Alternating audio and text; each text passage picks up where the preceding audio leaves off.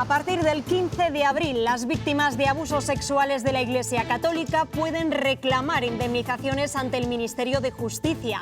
El Gobierno y la Conferencia Episcopal han firmado esta mañana el protocolo de compensaciones económicas que asumirá la Iglesia. De los 220 casos de pederastia reconocidos por la Iglesia Católica en los últimos 20 años, 16 corresponden a Castilla y León, aunque son cifras muy por debajo de las aportadas por el Defensor del Pueblo. Enseguida conocemos más datos. ¿Cómo están? Buenas tardes. Se cumple un mes de la guerra de Irán y Trump amenaza con apoderarse del petróleo iraní si no hay acuerdo pronto. Por primera vez desde que comenzó el conflicto, el precio de los carburantes echa el freno y gracias a las renovables, el de la luz está en mínimos históricos. La rebaja del IVA también alivia la factura de marzo. Y también sobre el conflicto, hoy el Gobierno confirmaba el cierre del espacio aéreo español a los aviones implicados en la guerra de Irán, una medida que aseguraba Margarita Robles lleva implementada desde el inicio de la guerra, a pesar de que es hoy cuando hemos conocido esa decisión. En el PP lo clasifican como improvisación y reprochan al Gobierno que lance mensajes contradictorios. 3 nuevos jueces se han incorporado a los tribunales de Palencia, Piedrahita y Benavente. Castilla y León cuenta con más de 300 magistrados en ejercicio.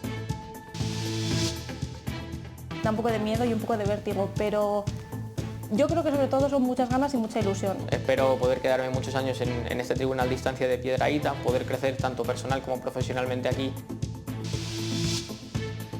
Eficiencia energética, transporte y reciclaje es lo que se recoge de la nueva encuesta del Instituto Nacional de Estadística. Les contamos qué es lo que pensamos aquí en Castilla y León. Es lunes santo y estaremos en directo en las procesiones de Valladolid, Segovia y Ponferrada. Esta mañana en Zamora han desmontado al Cristo de las Injurias de la exposición de las Edades del Hombre para prepararlo para el miércoles santo.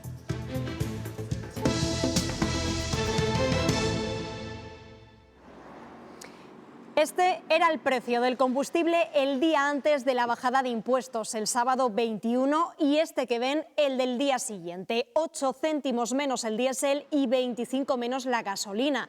Una semana después se ha seguido abaratando gracias a la rebaja de los impuestos del Gobierno, pero el precio del barril de petróleo durante este mes de guerra se ha encarecido entre un 50 y un 60%, rozando máximos históricos. Y mientras los combustibles acusan los efectos de la guerra, el precio de la energía deja mejores noticias. Este fin de semana la luz se ha desplomado y parece que seguirá en esa tendencia en los próximos días. El impulso de las renovables y la bajada del IVA han favorecido un ahorro de más del 10% en la factura. Las renovables y ciertas centrales térmicas han hecho que nuestro país no sea tan dependiente del petróleo a la hora de producir energía. Las condiciones meteorológicas ahora mismo no están siendo malas de cara, por ejemplo, a la generación de energía solar. También nosotros tenemos distintas centrales térmicas de ciclo combinado donde el combustible, que en ocasiones pues es el gas, no proviene precisamente de la zona donde está ahora mismo el conflicto bélico de Irán. Por eso la incidencia en el precio de la luz es menor que en otros países, aunque el coste final dependerá de la tarifa contratada. Mercado libre, que depende de las condiciones impuestas por la compañía, o mercado regulado, que es el precio voluntario para el pequeño consumidor. Eso sí, a ambas hay que sumarle los impuestos. Uno de ellos, el IVA. Su rebaja repercute en el precio final. La solución generalizada no es bajar el IVA. Si realmente estamos asistiendo ante algún tipo de especulación económica o si realmente asistimos a una subida de precio precisamente por el encarecimiento de esos combustibles, lo que tenemos que ir es a un sistema de fijación de precios máximos. Reclamo que hacen desde Facua y no el único. Tampoco creen que el sobrecoste energético provocado por el apagón lo tengan que asumir los consumidores en cada factura desde aquel 28 de abril. Tenía que ser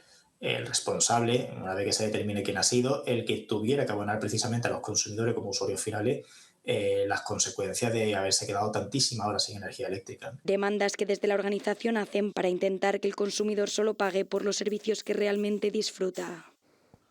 El conflicto ha cumplido un mes y todo apunta que irá para largo, así que las medidas aprobadas hace 10 días se pueden quedar cortas. El Gobierno abre la puerta a ampliarlas en función de cómo evolucionen los precios, ayudas que también podrían llegar desde la Junta esta semana para el sector del transporte, el más afectado por el encarecimiento de los carburantes. A este ritmo no sé si se puede mantener, la verdad. Antes lo echábamos a 1.30, 1.20, ahora ¿cuánto está? A 1.72. Pues mira cuántos céntimos son. Antes con 580, pues ahora te vas casi a los 900. No vamos a poder, o sea, tienen que poner más medidas pero ya. Pues esta misma tarde se ha alcanzado un acuerdo entre los transportistas de mercancías y el Gobierno para medidas específicas para el sector. Entre ellas, una fórmula del precio del combustible ligada al coste antes de impuestos y ampliar las bonificaciones al biodiesel y al combustible de aceite vegetal hidrotratado. El acuerdo se plasmará en un futuro decreto ley. Ni se autorizan las bases y por supuesto tampoco se autoriza la utilización del espacio aéreo español para actuaciones que tengan que ver con la guerra.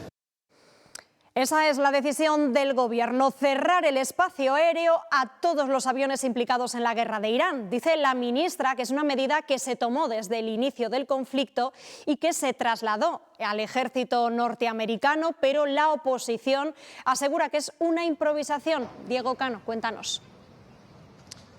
Sí, así ha calificado la portavoz popular en el Senado, Alicia García, la decisión tomada por el Ejecutivo. Ha cargado nuevamente contra el no a la guerra de Pedro Sánchez, a quien ha criticado además por no informar sobre esta decisión en su comparecencia del pasado miércoles aquí en el Congreso de los Diputados. Ha criticado también a Alicia García los mensajes contradictorios lanzados por parte del Gobierno, y es que a pesar de que era hoy cuando conocíamos esa medida, ese cierre del espacio aéreo, la ministra de Defensa, Margarita Robles, asegura que es una medida que lleva implementada desde el inicio de la guerra, una guerra que ha vuelto a remarcar es injusta e ilegal, un mensaje que han respaldado desde su partido. Hemos visto cómo Pedro Sánchez y sus ministros han dado mensajes contradictorios. Yo creo que es una hipocresía, una más. La pancarta de Sánchez del no a la guerra es de pacotilla. Nosotros lo que estamos haciendo es llevar hasta las últimas consecuencias el no a la guerra. Y entonces no queremos participar en una guerra que es injusta, que es ilegal, que va contra el orden internacional. Las defensas de la OTAN han vuelto a interceptar un misil iraní en Turquía. Es el cuarto desde que empezó la guerra. Sí que han alcanzado sus objetivos otros proyectiles y drones de Teherán contra refinerías en Irak e Israel.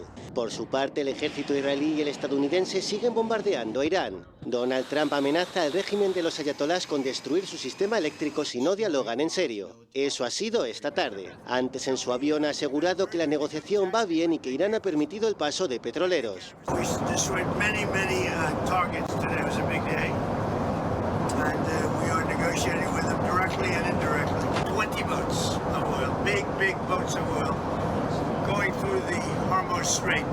Otro frente de guerra está en Líbano, donde Israel ha matado a más de 1.200 personas y ha obligado a que 1 millón deje sus casas por su operación contra Hezbollah, en la que amenaza con invadir el sur del país. En medio del fuego cruzado se encuentran los 650 militares españoles de la misión de la ONU. En las últimas horas han muerto 2 soldados indonesios a su cargo en 2 ataques a convoyes, que Naciones Unidas califica como un crimen de guerra. Usted a su hija. Alfonso Basterra saldrá de la cárcel de Topas, en Salamanca, con un permiso de libertad. Lleva en la cárcel 13 años por matar a su hija Asunta Basterra con la ayuda de su entonces pareja Rosario Porto, que se suicidó en 2020. Es una autorización temporal de 4 días que ha concedido un juez, pero que tiene que ratificar la Audiencia de Salamanca. Las 5 mujeres acusadas de agredir a una persona trans en un local de ocio de La Bañeza, en León, siguen en libertad. Están acusadas de delito de lesiones y riña tumultuaria. Fueron detenidas el pasado viernes, pero todavía no han pasado a disposición judicial. Así tomaban posesión los últimos 3 jueces que se han incorporado a los tribunales de Castilla y León. Ya están desempeñando su labor en Palencia, Piedrahíta y Benavente. En nuestra comunidad hay más de 300 magistradas y magistrados en ejercicio.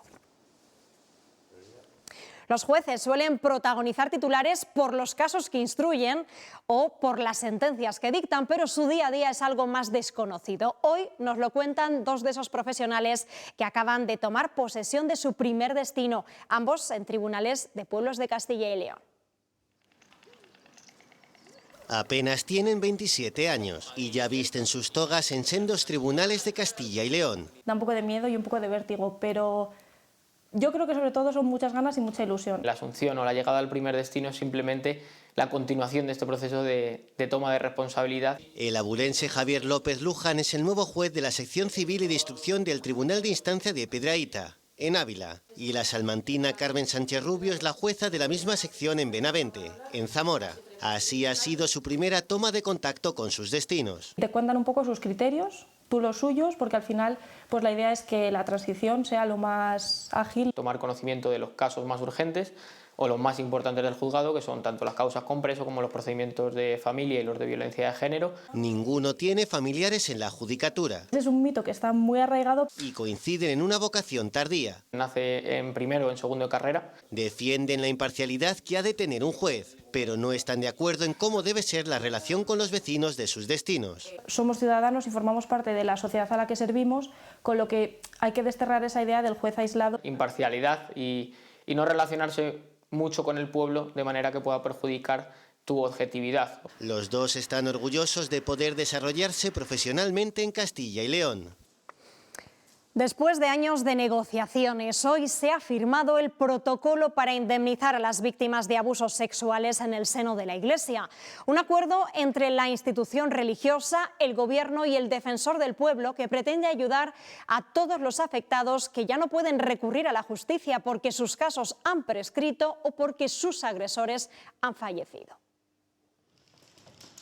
Desde la Iglesia han hecho un llamamiento a las víctimas. Hablamos de menores o aquellos que incluso en la propia legislación canónica son equiparados a menores en la situación concreta que se produce. Estamos hablando de hechos prescritos o de hechos en el que los acusados han fallecido. A partir del 15 de abril se podrán presentar las solicitudes de reconocimiento y reparación del daño. Se garantiza la reparación integral, psicológica, de asistencia, puede ser de acompañamiento, puede ser restaurativa, puede ser moral.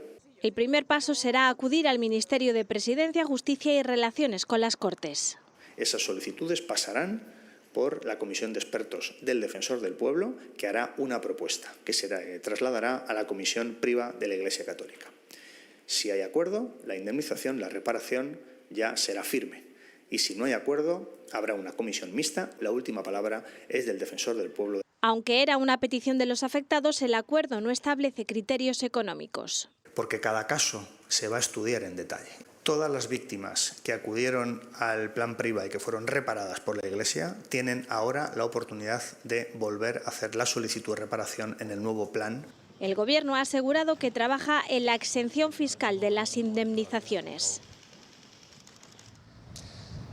Las víctimas de abusos sexuales dentro de la Iglesia llevan años denunciando el oscurantismo por parte de las administraciones. En las últimas horas se ha conocido el informe elaborado por la propia Iglesia que reconoce 220 casos en los últimos 20 años. De ellos, 16 corresponden a Castilla y León. Sin embargo, estas cifras están muy por debajo de los datos aportados por el Defensor del Pueblo, que habla de más de 500.000 de casos de abusos. Solamente se reconocen aquellos que se han denunciado y se han reconocido, pero podrían llegar a ser muchos más y 80 de ellos se habrían producido en iglesias, en colegios y en otros centros vinculados a la Iglesia dentro de Castilla y León.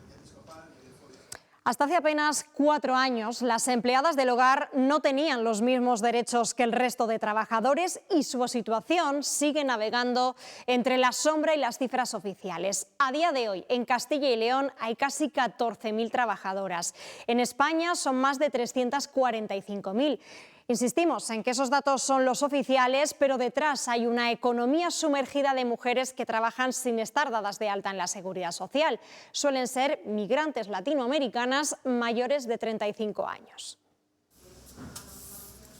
Más y mejores derechos para las trabajadoras del hogar. Ese es el objetivo que se viene persiguiendo desde hace 10 años. Muy poca gente las daba de alta. El Real Decreto Ley del 2022 significó un antes y un después para este sector. Entre otros derechos aprobados, destacó la prestación por desempleo. Tener una causa para proceder a la extinción del contrato no vale lo que se ha llamado tradicionalmente el desistimiento. A día de hoy son trabajadores a todos los efectos en igualdad de derechos y condiciones. Aunque dentro de la Seguridad Social cuentan con un sistema especial por la particularidad de sus labores. Es verdad que los reconocimientos médicos no son en principio anuales, son trianuales. Ya no es tiempos pasados donde ellas se podían dar de alta, la obligación es de los empleadores. Ya que de no hacerlo pueden ser sancionados con multas elevadas. Pese a ello, cada año desciende el número de altas en la Seguridad Social, pasando de cerca de 420.000 en 2018 a 345.000 que hay en la actualidad en el conjunto de España. Ese cambio de mentalidad, pudieron ser nuestras abuelas, que me encuentro con una necesidad de una persona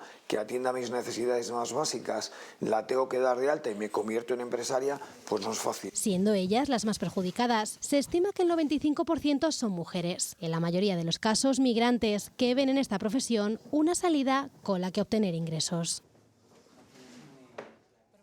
Olga llegó de Cuba en 2017. Graduada en Derecho Laboral, Planificación y Estadística, lo primero que tuvo que hacer fue adaptarse a las circunstancias. Tras pasar por otros trabajos, hace 5 años que entró en su primer hogar y desde entonces ha pasado por otros 6. Trates de hacer las otras actividades un poquito más rápido o todos los días hacer algo diferente para entonces dedicarle más tiempo al señor o a la señora al que estés ayudando.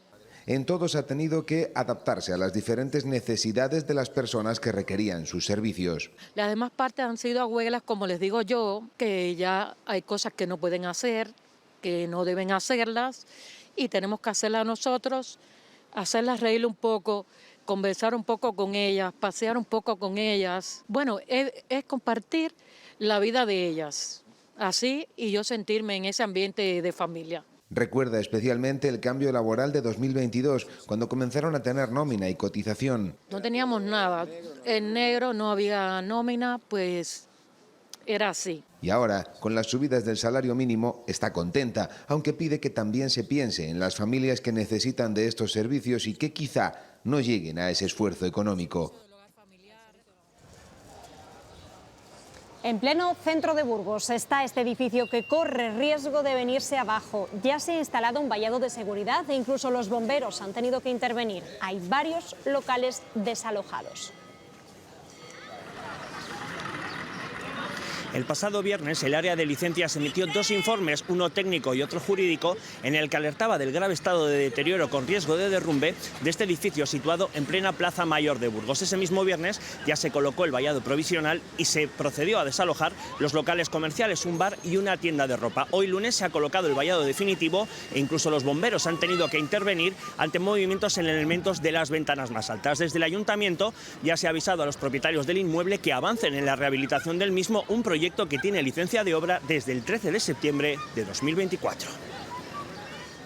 Estamos a la espera de que se ejecuten esas obras. Les hemos instado para que ejecuten esas obras y si esas obras no se ejecutan de forma prácticamente inmediata, pues procederemos desde el ayuntamiento por ejecución subsidiaria. Hacer nosotros con los medios públicos y con gasto público, que luego se repercutirá convenientemente, hacer por ejecución subsidiaria las obras de consolidación y mantenimiento del inmueble. Esta es una semana tranquila en la política de Castilla y León, aunque el miércoles tienen que quedar proclamados los procuradores electos que recogerán sus actas antes del 14 de abril, cuando se constituyan las Cortes, y ya después se anunciará el candidato. Después de los movimientos negociadores de la semana pasada, estos pasillos de las Cortes están estos días muy tranquilos. No hay nada previsto, al menos de forma pública, lo que no quiere decir que no haya contactos discretos, pero se retomarán con mayor intensidad después de los festivos, a partir del día 6, cuando se acelerarán las conversaciones de cara al primer hito de esta legislatura, la constitución de las Cortes. Y a menos de 2 meses para las elecciones andaluzas, una encuesta para ABC deja al Partido Popular rozando la mayoría absoluta, que en esa comunidad es de 55 diputados. Por su parte, Vox se quedaría como está y el PSOE no conseguiría remontar y seguiría cosechando el peor resultado de la historia. A su izquierda, Adelante Andalucía, que igualaría a Por Andalucía, el partido liderado por Antonio Maillo. Y en este otro sondeo, directamente le da la mayoría absoluta a Juanma Moreno Bonilla, aunque Vox sería el partido que más subiría, hasta los 16 diputados. El peor parado aquí también el PSOE, que bajaría hasta los 28, 2 menos que en 2022.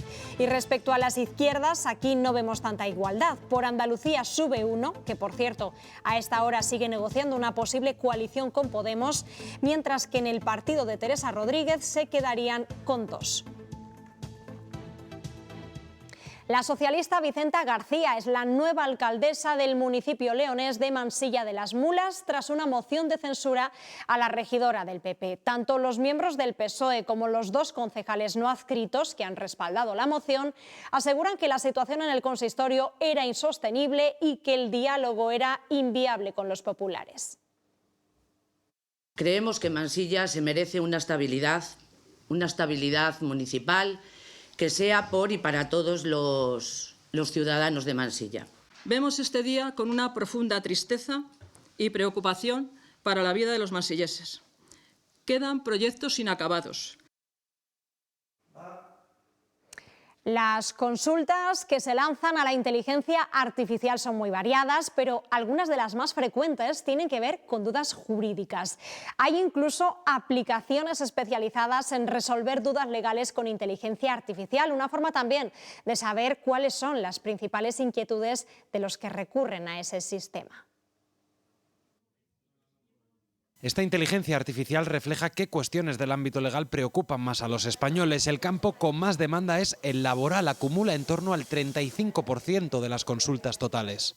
Bajas, despidos, permisos, días de vacaciones, hay cosas muy sencillas y otras veces pues más delicadas, como puede ser un despido o una incapacidad. Le sigue el ámbito de la vivienda. Temas de vivienda y un montón de casos donde hay pues disputas con el casero, donde hay dudas sobre la renta, subidas de alquiler y demás, eso lo vemos un montón. Además, el contexto político y social se reflejan también en las dudas que recibe esta APP. La actualidad moviliza consultas. Antes de que se publique en el BOE, por ejemplo, el tema de la regulación masiva, pues aún es un proyecto en curso, ¿no? Y entonces, Alex ya es capaz de responder sobre esas cuestiones de actualidad gracias a ese conocimiento que le llega de Legalitas. Ese conocimiento es la clave del funcionamiento de esta IA. Ofrece mucha más precisión que una genérica. Se nutre de información actualizada y de situaciones reales obtenidas a través del feedback de abogados. Solo le damos información legal vigente y además, gracias a pues, el conocimiento que nos da Legalitas en su base de datos legales con más de 5 millones de consultas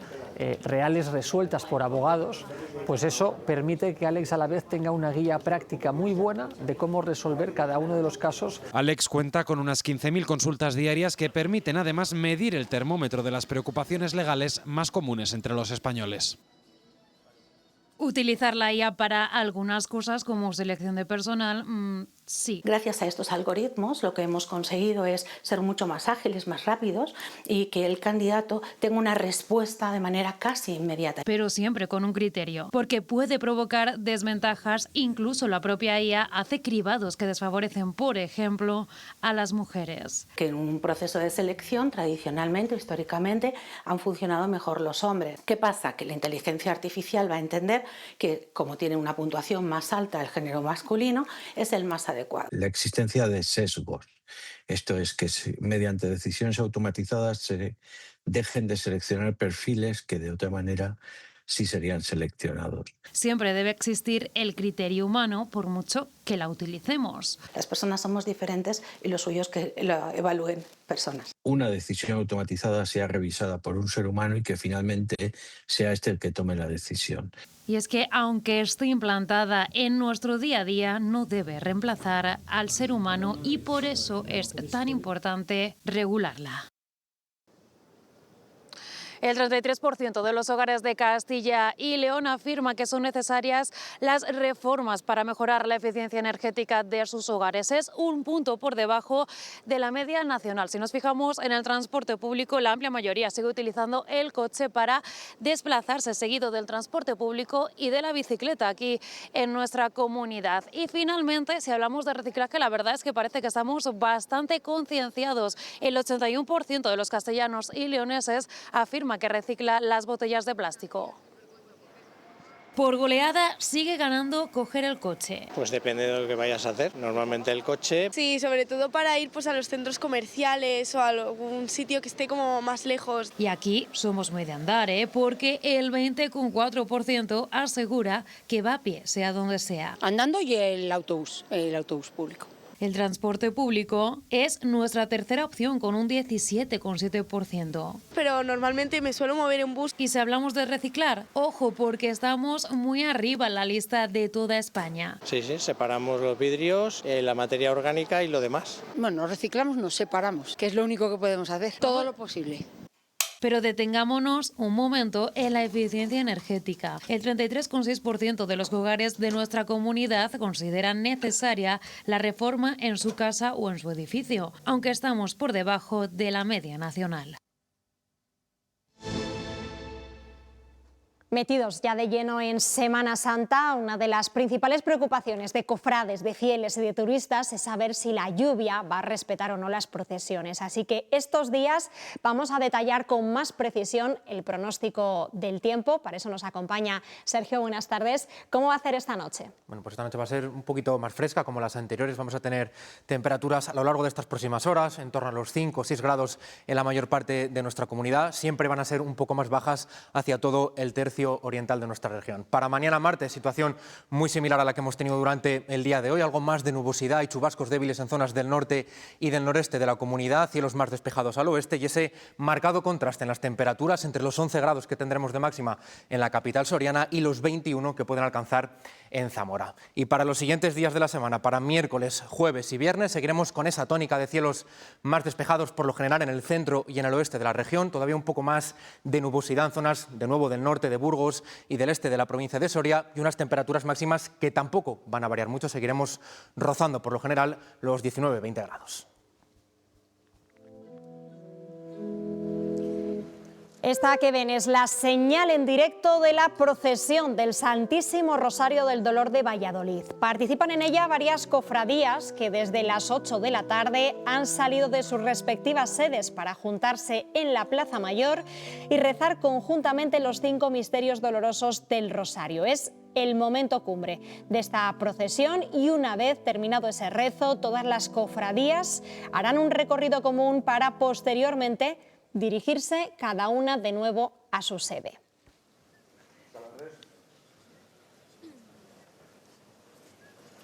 Y nos vamos también en directo a Segovia, donde a las 8 estaba previsto que saliera el Vía Crucis en el entorno del acueducto. Sin embargo, la posibilidad de lluvia mantiene en vilo la procesión. Carlota Muro, cuéntanos.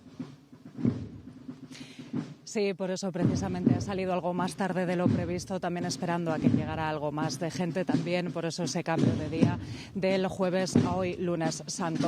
Como novedad este año, como ven, se saca en andas en una urna de cristal portada por 12 cargadores que sí han podido conseguir para esta ocasión.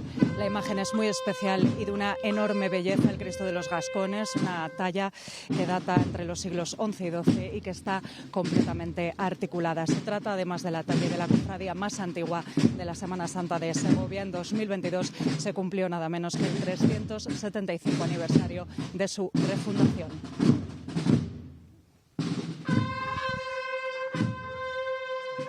Este año, como novedad, vamos a salir con cargadores, vamos a llevar al Cristo en la urna, que hacía muchos años que no salía porque no teníamos cargadores. Y este año, afortunadamente, hemos conseguido que se nos acerque gente de nuestra cofradía y gente de otras a ayudarnos y saldremos con cargadores portando el Cristo por el barrio del Cristo del barrio del Salvador. Y esto que ven son imágenes de Ponferrada. En un par de minutos, a las 8:30, se pondrá en marcha una de las procesiones singulares de la Semana Santa de esa ciudad, el Vía Crucis, en el que procesionarán las imágenes del Cristo de la Fortaleza y el Cristo de la Esperanza, cargados solo por mujeres, que recorrerán las distintas estaciones en el Castillo de los Templarios de Ponferrada, que vemos ahí en las imágenes de los compañeros. Y uno de los pasos más importantes de la Semana Santa de Zamora, el del Cristo de las Injurias, ya está preparado para procesionar. La pieza de Diego de Siloé forma parte de la exposición de las Edades del Hombre, pero esta mañana han tenido que descolgarlo y sacarlo de la catedral donde está expuesto para que pueda desfilar el miércoles. La Cofradía del Silencio comenzaba con los tradicionales rituales con el Cristo de las Injurias en el claustro de la catedral. Otros años solían hacer todo este proceso desde su capilla, pero en este 2026, por las edades del hombre, ha sido necesario cambiar los planes. Esto es algo excepcional, lo de hoy, pero hay que ir haciendo las cosas y la cosa va evolucionando porque la Semana Santa es hija de la ciudad, hija de la sociedad. Momentos después, el Cristo sale al atrio de la catedral con una cuidadosa maniobra por la puerta que lleva al claustro. Era la única opción que habían barajado. El problema era la puerta norte, porque no por el arco luminoso que tienen, sino por lo que tienen dentro.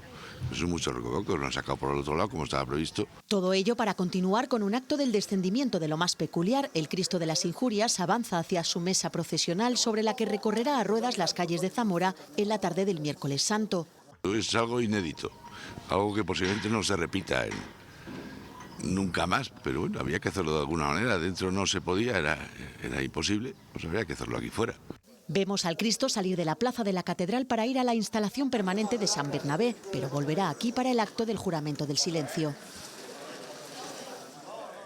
Y en plena Semana Santa, una huelga indefinida amenaza con complicar el transporte aéreo. Hasta 12 aeropuertos españoles se están viendo implicados. Los que protestan son los trabajadores que se ocupan de la carga de equipaje, el repostaje o la coordinación en pista. Así que estos días se recomienda llevar maleta de cabina y acudir con tiempo suficiente al aeropuerto. He llegado aquí a hacer el check-in y he visto el cartel. Parece que va a ser rápido. No, es que tampoco se entiende dónde tengo que ir porque hay muchas colas, no sé. Yo no sé si voy a poder llegar a Frankfurt o no. Encima mañana trabajo.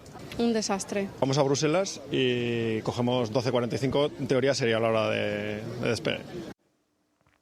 La sensibilidad de la acuarelista Mona Omrani brilla desde hoy en una exposición que se puede visitar en Aranda de Duero, en Burgos. Algunos de sus mejores trabajos de una iraní que lleva más de 20 años en España y que sufre en la distancia el conflicto en el que está inmerso su país. Mona Omrani es una de las acuarelistas más reconocidas a nivel mundial. Nació en Teherán, en Irán, pero lleva 26 años en España. Llegó de la mano de su madre, también artista, que conoció a su padre en una de sus exposiciones en nuestro país. A través de arte, cómo cambia el destino, ¿no? Qué pena que nos enfoquemos en cosas que hoy en día no tiene cabida.